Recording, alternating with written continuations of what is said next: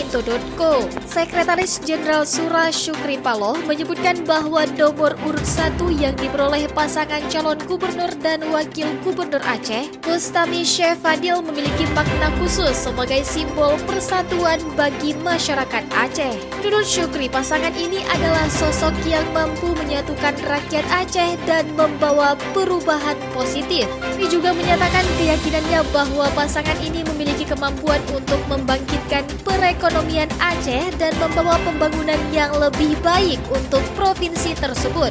Lain itu, Syukri menegaskan bahwa pilkada harus dijalankan dengan demokrasi yang adil dan tidak berpihak. Ia berharap seluruh proses pilkada berjalan dengan lancar dan penuh integritas tanpa ada keberpihakan dari pihak manapun.